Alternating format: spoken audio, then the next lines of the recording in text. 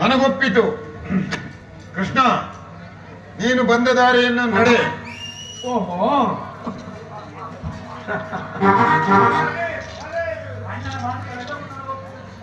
ಅಣ್ಣನ ಮಾತುಗಳೆಲ್ಲವೂ ನನಗೊಪ್ಪಿತು ಕೃಷ್ಣ. ಈ ಕುರು ಸಹೋದರರ ಹೃದಯದಲ್ಲಿ ಪ್ರಜ್ವಲಿಸುತ್ತಿರುವ ಕೋಪ ಜ್ವಾಲೆಯಲ್ಲಿ ಶಾಂತವಾಗುವುದಿಲ್ಲ ಕೃಷ್ಣ, ಶಾಂತವಾಗುವುದಿಲ್ಲ.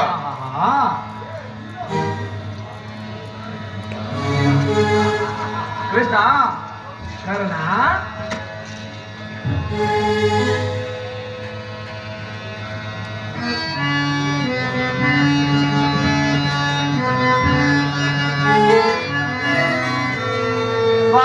ಸಾಧನೆಗಾಗಿ ಅರ್ಧ ರಾಜ್ಯದ ನೆಪವೇ ಸೋತನಾಗಿ ಬಂದಿರ ನಿನಗೆ ಸದನಾರು ಮರೆತು ಮರೆತು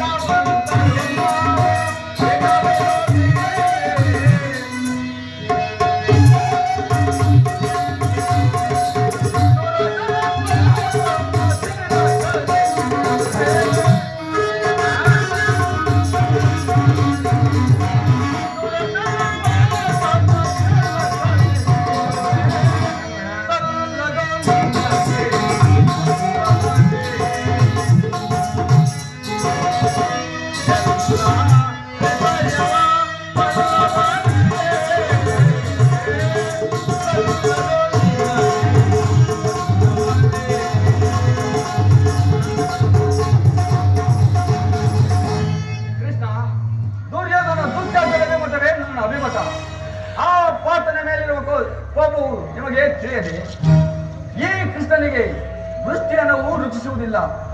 ಈ ಸಂಧಿಯು ನಮ್ಮಂತ ವೀರರಿಗೆಲ್ಲ ತಿಳಿಯುತ್ತೆ. ಕರ್ಣ, ನೀನು ಹೇಗೆ ಹೇಳುತ್ತಿರುವೆಯಾ?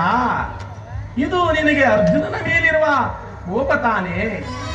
ದುರ್ಯೋಧನ ಆಗಲಿ, ಇಂದ್ರಪ್ರಸ್ಥ, ಏಕವಸ್ತ, ಜಯಂತಿ, ಪೂರ್ಣಾವತಿ, ವಸಂತಿ ಈ 5 ಗಳನ್ನಾದರೂ ಕೊಟ್ಟು ಆ ನಿನ್ನ ಸಹೋದರನ್ನು ಆಧರಿಸು. 5 ಗ್ರಾಮಗಳೇಕೆ 50 ಗ್ರಾಮಗಳು ಸಿದ್ಧವಾಗಿರುವವು. ಓ ಪೌಂಡವರು, ಅಲ್ಲಿಗೆ ಹೋಗಲಿ, ಭಿಕ್ಷ ಪಾತ್ರೆಯನ್ನು ಪ್ರದಾನಪಡಿಸುತ್ತೇನೆ.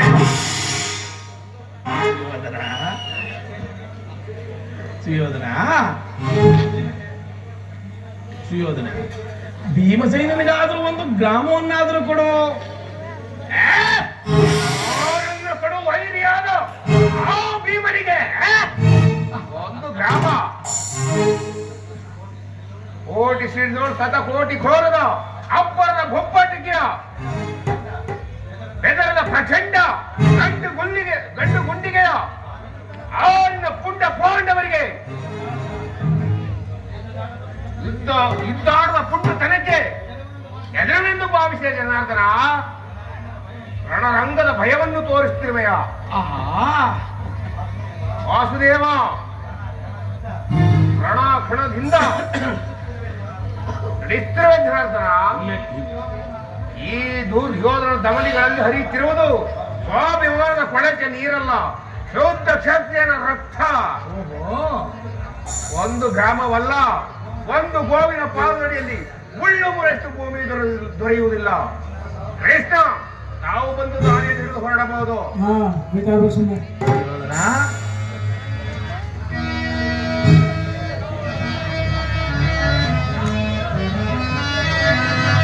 ಕನಸಿನ ಬಾಳ್ಮೆಗೆ ಚಲಿಸುತ್ತೆ ಮಾಮೂಲ.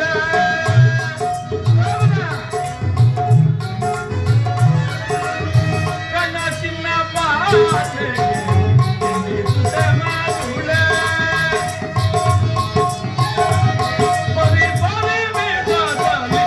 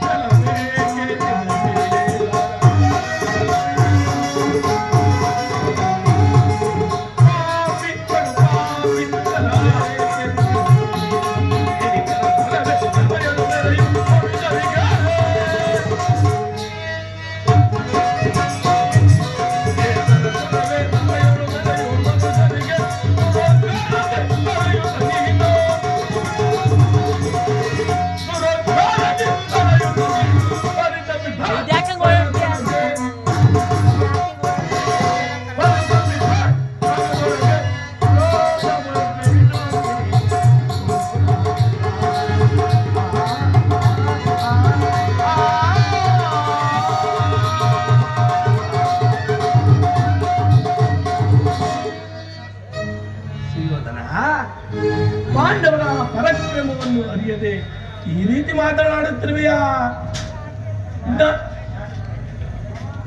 ಜ್ಞಾತಿಗಳೊಡನೆ ಸದಾ ಶಾಂತಿಯಿಂದ ಇರುವ ಧರ್ಮರಾಜ, ಇನ್ನು 1000 ಆನೆಗಳ ಬಲವುಳ್ಳ ರುದ್ರಾಂಶ ಸಂಭೂತ ಭೀಮಸೇನ,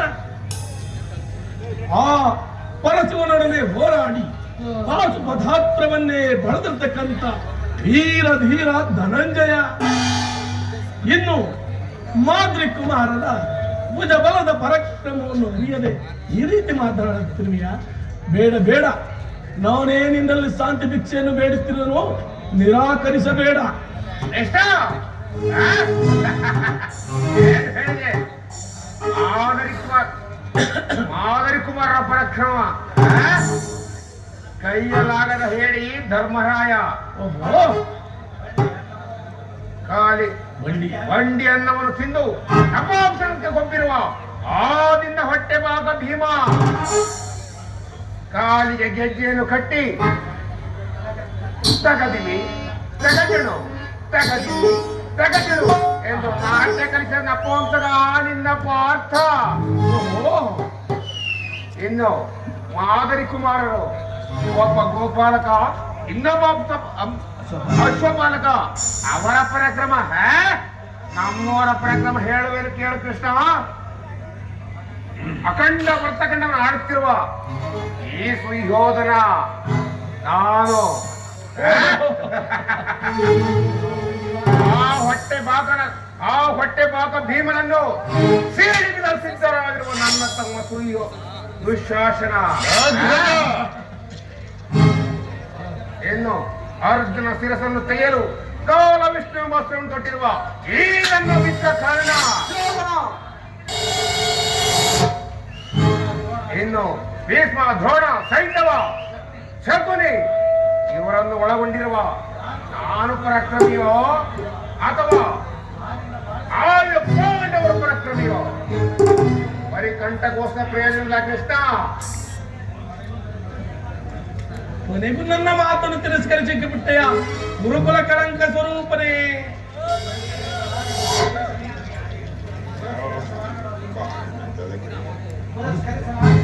ಪುರಸ್ಕರಿಸಿದ ಸಂದೇಶವನ್ನು ತಿರಸ್ಕರಿಸುವುದು ಅನುಚಿತ ಎಂದು ಕಳಂಕ ಸ್ವರೂಪ.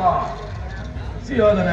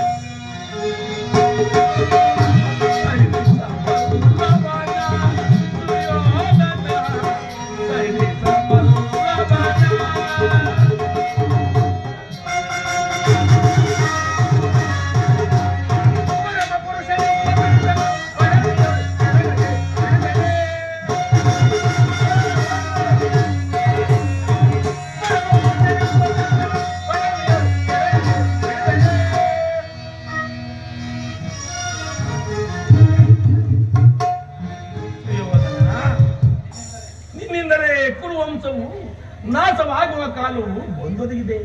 ನಿನ್ನ ಅದ ಮದ ತನದಿಂದ ನೀನು ಮತ್ತು ನಿನ್ನ ಸಹೋದರರು ಭೀಮನ ಗದಾಪ್ರಾರಕ್ಕೆ ಹೊತ್ತಾಗುವುದಲ್ಲದೆ ಮಾಧವ ಕೋಟಿಯನ್ನು ಮರಣಕ್ಕೀಡು ಮಾಡಬೇಕು. ಬೇಡ ಬೇಡ, ಹಠ ಮಾಡಬೇಡ.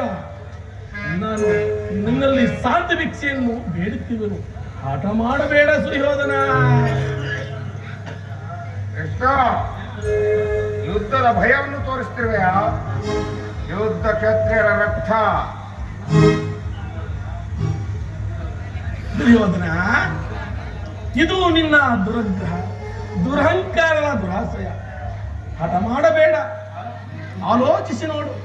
ಕೃಷ್ಣ, ಅಂತರಂಗದಲ್ಲಿ ಯುದ್ಧವನ್ನು ಕಲ್ಪಿಸಿಕೊಂಡು ಬಹಿರಂಗದಲ್ಲಿ ಸಂಧಿಯನಪನ್ನು ಆಡುತ್ತಿರುವೆಯಾ? ಸುಯೋಧನ, ನಿನ್ನ ಮಾಯ ಸ್ವರೂಪವನ್ನು ನಾನು ಚೆನ್ನಾಗಿಯೇ ಬಲ್ಲೆ.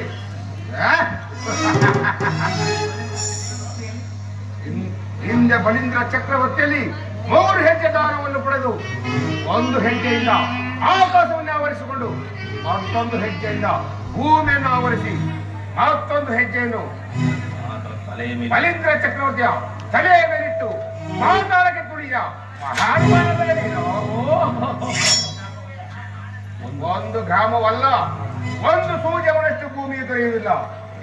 ಅಷ್ಟು ಮಾತ್ರವಲ್ಲ, ಈ ಸಂಧ್ಯೆ ನೆಪದಿಂದ ಭಾರಿ ಪ್ರಶ್ನೆ ಹುಡುತ್ತವೆ. ನಿನಗೆ ತಕ್ಕ ಪ್ರಾಯಶ್ಚಿತ್ತವಾಗಲೇಬೇಕು. ಆ ವಿಚಾರದಲ್ಲಿ ನನ್ನದೊಂದು ಸಂಶಯ. ನನ್ನ ವಂಶವು ಎಂದಿಗೂ ನಾಶವಾಗುವುದಿಲ್ಲ. ನೀನಿಂದ ಬಂದ ದಾರಿ ಹಿಡಿದುಕೊಳ್ಳುವಂತನಾಗು. ಹೇಳಿಕೊಳ್ಳ ಕೃಷ್ಣನನ್ನು. ಸುಯೋಧನ, ದುರಂಕಾರದಿಂದ ಮೆರೆಯುತ್ತಿರುವ ನಿನಗೆ ನನ್ನ ಮಾತುಗಳು ರುಚಿಸುವುದಿಲ್ಲ. ನೋಡು ಮುಂದೆ ಅರ್ಜುನನ ಬಾಣಗಳನ್ನು ಎದುರು ನೋಡುತ್ತಿರು. ನಾನಿನ್ನು ಹೋಗಿ ಬರುವೆನು. ಎಲ್ಲೇ ಹೋಗ್ತಿರುವೆನಿಲ್ಲೋ. ಇತರ ರಾಜೊಡನೆ ಮೆರೆಯುತ್ತಿರುವ ನನಗೆ